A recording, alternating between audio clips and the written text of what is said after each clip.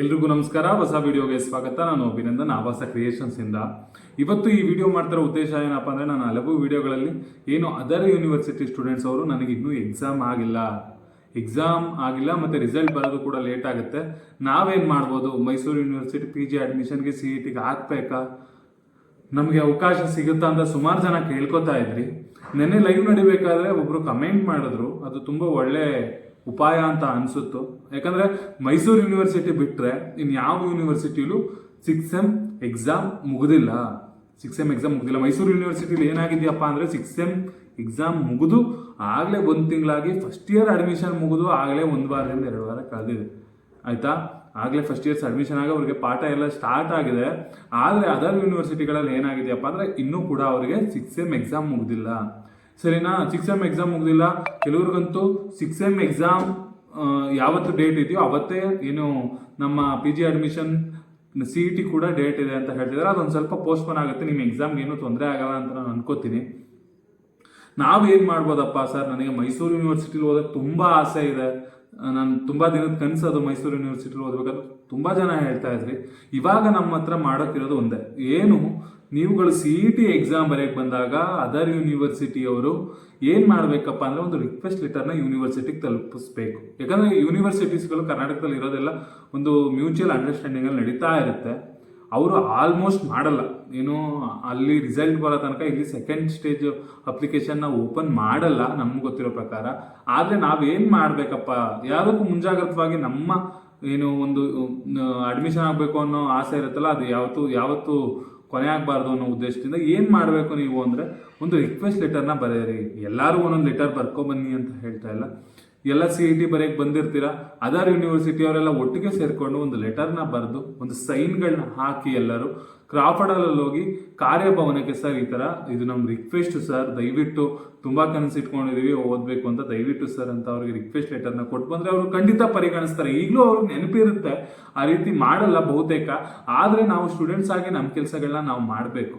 ಅವ್ರು ಮಾಡ್ತಾರೆ ಬಿಡೋ, ಅವ್ರಿಗೆ ಗೊತ್ತು ಅಂತ ಸುಮ್ಮನಾದ್ರೆ ಮಿಸ್ ಆಗಿ ಒಂದು ಟೈಮಲ್ಲಿ ಏನಾದರೂ ಆಯಿತು ಅಂತ ಏನಾದರೂ ಸೆಕೆಂಡ್ ಅಪ್ಲಿಕೇಶನ್ ಕರೆದು ಬಿಟ್ರೆ ಅಷ್ಟರೊಳಗೆ ನಿಮ್ಮದು 6ನೇ ಸೆಮ್ ರಿಸಲ್ಟ್ ಬಂದಿರಬೇಕು. ಯಾಕಂದರೆ ಮೈಸೂರು ಯೂನಿವರ್ಸಿಟಿದು ರಿಸಲ್ಟ್ ಬರೋ ಟೈಮ್ ಹತ್ರ ಇದೆ, ಆದರೆ ಬೇರೆ ಕಡೆ ಇನ್ನೂ ಎಕ್ಸಾಮ್ ಆಗಿಲ್ಲ. ಕೆಲವ್ರು ಹೇಳ್ತಾ ಇದ್ದಾರೆ ರಿಸಲ್ಟ್ ಬರೋದು ಲೇಟು ನಮ್ಮ ಇದರಲ್ಲಿ ಏನು ಯೂನಿವರ್ಸಿಟಿಲಿ ಅಂತ. ಅದು 1-2 ಯೂನಿವರ್ಸಿಟಿ ಆಗಿದ್ರೆ ಏನೂ ತೊಂದರೆ ಆಗ್ತಾ ಇರಲಿಲ್ಲ. ಪ್ರತಿ ಯೂನಿವರ್ಸಿಟಿಯವರು ಸಪ್ರೇಟ್ ಲೆಟರ್ ಬರೀರಿ. ನಿಮ್ಮ ಸ್ನೇಹಿತರುಗಳೆಲ್ಲ ಸುಮಾರು ಜನ ಬರೆಯಕ್ಕೆ ಬಂದಿರ್ತೀರ, ಕೇಳಿ. ಏನು ನಾಚ್ಕೊಳ್ಳೋ ವಿಷಯ ಅಲ್ಲ ಅದು. ಅದರ್ ಯೂನಿವರ್ಸಿಟಿಯವ್ರು ಯಾರು ಇದ್ದೀರಾ ಅಂತ CET ಬರೆಯಕ್ಕೆ ಬಂದ ಕೇಳಿಕೊಂಡು ಒಂದು ಲೆಟರ್ ರೆಡಿ ಮಾಡಿ, ಏನು ಇಂದ ನಿಮ್ಮ ಏನೋ ಬೇರೆ ಯೂನಿವರ್ಸಿಟಿ, ಯಾವ ಯೂನಿವರ್ಸಿಟಿಯ ವಿದ್ಯಾರ್ಥಿಗಳು ಅಂತ ಹಾಕಿ, ಇವರಿಗೆ ಏನು ಮಾನ್ಯ ಉಪಕುಲಪತಿಗಳು ಮೈಸೂರು ವಿಶ್ವವಿದ್ಯಾನಿಲಯ ಅಂತ ಹಾಕಿ, ವಿಷಯ ಏನು ಈ ರೀತಿ ಇದೆ ಸರ್, ನಮ್ಮ ಮೈಸೂರು ವಿಶ್ವವಿದ್ಯಾನಿಲಯದ ಅಡ್ಮಿಷನ್ ಆಗಬೇಕು ಅಂದ್ಕೊಂಡಿದ್ವಿ, ಬಟ್ ನಮ್ಗೆ ಇನ್ನೂ ಎಕ್ಸಾಮ್ ಮುಗಿದಿಲ್ಲ, ದಯವಿಟ್ಟು ನಮಗೆ ಏನು PG ಅಡ್ಮಿಷನ್ ಪ್ರೋಸೆಸ್ಸಲ್ಲಿ ದಯವಿಟ್ಟು ಅವಕಾಶ ಮಾಡಿಕೊಡ್ಬೇಕು, ಇದನ್ನು ನಿಮ್ಮ ಗಮನಕ್ಕೆ ತರೋಕ್ಕೋಸ್ಕರ ಈ ಥರ ಮಾಡಿದೀವಿ ಅಂತ ಹೇಳಿ ತಮ್ಮ ವಿಶ್ವಾಸಿಗಳು ಅಂತ ಇರೋದ್ರಲ್ಲಿ ಎಲ್ಲರೂ ಸೈನ್ ಮಾಡಿ ದಯವಿಟ್ಟು ಕ್ರಾಫರ್ಡಲ್ ಹತ್ರ ತಗೊಂಡೋಗಿ ಕೊಡಿ. ಅಲ್ಲಿ ಖಂಡಿತ ಸ್ವೀಕರಿಸ್ತಾರೆ. ಆಯಿತಾ? ನಾನು ಕೂಡ ಬರೋಕ್ಕೆ ಪ್ರಯತ್ನ ಪಡ್ತೀನಿ. PG CET ದಿನ ಮಾನಸ ಗಂಗೋತ್ರಿ ಹತ್ರ ನಿಮ್ಮ ಜೊತೆ ಹೋಗಿ ಕ್ರಾಫರ್ಡಲ್ ಹತ್ರ ಕೊಡೋಕ್ಕೂ ಪ್ರಯತ್ನ ಪಡ್ತೀನಿ.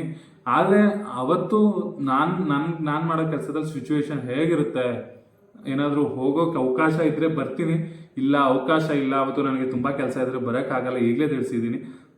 ಲೆಟರ್ ಬರ್ಕೊಳ್ಳಿ, ಅದರ್ ಯೂನಿವರ್ಸಿಟಿಯವರು ದಯವಿಟ್ಟು ಸೈನ್ ಮಾಡಿ, ದಯವಿಟ್ಟು ತಲುಪಿಸಿ. ನೀವು ನಿಮ್ಮ ಯೂನಿವರ್ಸಿಟಿಯವರಿಗೆ ಮಾಡಿದ ಹೆಲ್ಪ್ ಆಗುತ್ತೆ, ಇದು ಅದರ್ ಯೂನಿವರ್ಸಿಟಿ ಸ್ಟೂಡೆಂಟ್ಸ್ಗೆ ಮಾಡಿದ ಹೆಲ್ಪ್ ಆಗುತ್ತೆ. ಖಂಡಿತ ಸುಮಾರು ಜನ ಮಾಡ್ತೀರಾ, ಲೆಟರ್ ಬರೀತೀರಾ ಅಂತ ನಾನು ನಂಬಿದ್ದೀನಿ. ಆಯಿತಾ? ಏನೂ ಆಗಲ್ಲ.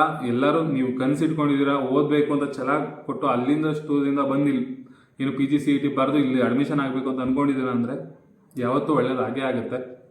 ನಾವು ಮಾಡೋ ಕೆಲಸ ನಾವು ಮಾಡೋಣ. ಆಯಿತಾ? ಇವತ್ತು ಏನು ಇನ್ನೇನು ಟೈಮ್ ಟೇಬಲ್ ಬಿಡ್ಬೋದು ಅಂತ ಅನ್ನಿಸ್ತಾ ಇದೆ. ನಾನು ಎಲ್ಲ ಪೋರ್ಟಲ್ ಚೆಕ್ ಮಾಡ್ತಾ ಇದ್ದಾಗ ಏನಪ್ಪ, ಕಳೆದ ಸರಿ ಟೈಮ್ ಟೇಬಲ್ ಇತ್ತು, ಆದರೆ ಈಗ ಅದನ್ನು ತೆಗೆದಿದ್ದಾರೆ. ಇನ್ನೇನು ಕೆಲವೇ ದಿನಗಳಲ್ಲಿ ಆ ಟೈಮ್ ಟೇಬಲ್ನ ಅಪ್ಲೋಡ್ ಮಾಡ್ತಾರೆ, ನಾನು ನಿಮಗೆ ತಿಳಿಸ್ತೀನಿ. ಆಯಿತಾ? CETಗೆ ಓದ್ಕೋತಾ ಇರಿ.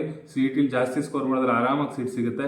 ಆಯಿತಾ? ಧನ್ಯವಾದಗಳು. ಇದೇ ರೀತಿ ಏನು PG ಅಡ್ಮಿಷನ್ ಬಗ್ಗೆ ಮಾಹಿತಿ ಕೊಡ್ತಾ ಇರ್ತೀನಿ. ಆಯಿತಾ.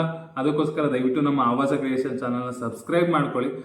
ಇನ್ನೇನಾದರೂ ಡೌಟ್ಗಳಿದ್ರೆ ಕಾಮೆಂಟ್ ಬಾಕ್ಸಲ್ಲಿ ಕಮೆಂಟ್ ಮಾಡ್ತಾರೆ. ನಿನ್ನೆ ಕ್ಷಮೆ ಕೇಳ್ತೀನಿ, ಯಾಕಂದರೆ ನಿನ್ನೆ ಲೈವಲ್ಲಿ ಇದ್ದಾಗ ನನ್ನ ನೆಟ್ ಖಾಲಿ ಆಗೋಯ್ತು. ಎಕ್ಸ್ಟ್ರಾ ನೆಟ್ ಪ್ಯಾಕ್ ಹಾಕೊಂಡಿದ್ದೆ, ಬಟ್ ನೆಟ್ ಪ್ಯಾಕ್ ಖಾಲಿ ಆಯಿತು. ಅದಕ್ಕೋಸ್ಕರ ಮಧ್ಯದಲ್ಲಿ ಕಟ್ಟಾಯಿತು. ಅದಾದ್ಮೇಲೆ ಸುಮಾರು ಜನ ಬಂದ್ರಿ, ಆದರೂ ಇನ್ನೊಂದು ಸ್ವಲ್ಪ ಜನ ಮುಗಿದೋಯ್ತೇನೋ ಅಂತ ಅಂದ್ಕೊಂಡ್ರಿ. ನಿಮ್ಗೆ ದಯವಿಟ್ಟು ಕ್ಷಮೆ ಇರಲಿ. ಮುಂದಿನ ವಾರ ಕೂಡ ಮಾತಾಡೋಣ, ಆಯಿತಾ. ಏನೇ ಸಮಸ್ಯೆ ಇದ್ರೂ ಬಗೆಹರಿಸೋಣ. ದಯವಿಟ್ಟು ಲೆಟರ್ ಬರೆಯೋದನ್ನು ಮರಿಬೇಡಿ. ಧನ್ಯವಾದಗಳು.